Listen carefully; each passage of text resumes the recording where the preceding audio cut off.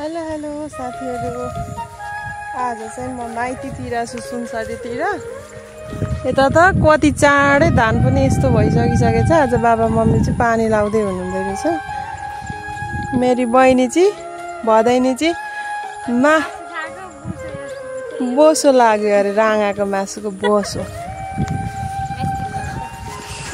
Messi कस्तो राम्रो हो धान।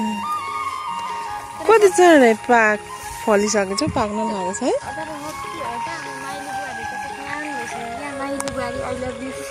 एल्ला घरको चाहिँ हुनेवाला बुहारी चाहिँ कुन परिस् त। पानी चाहिँ यस्तोबाट लाग्छ। अनि यो पाइप बाबाले एक्लैले उठाउनु भयो त।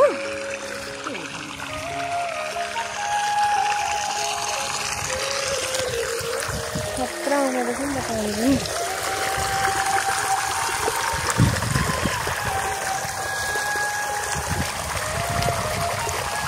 यो धान चाहिँ कुन रहेछ त? अनि पनि फलेको छैन।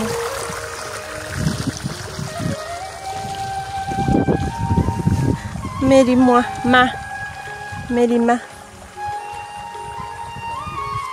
बोल न। क्या हरियाली, वाउ।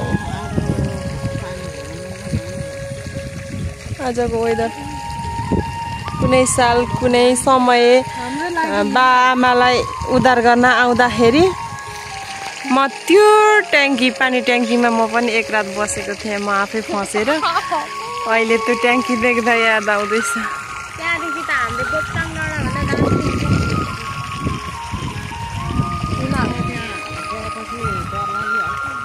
अन्त हिजो भर्खर चढेर गेम खेलेर अनि झरेको हो र। चारजनाले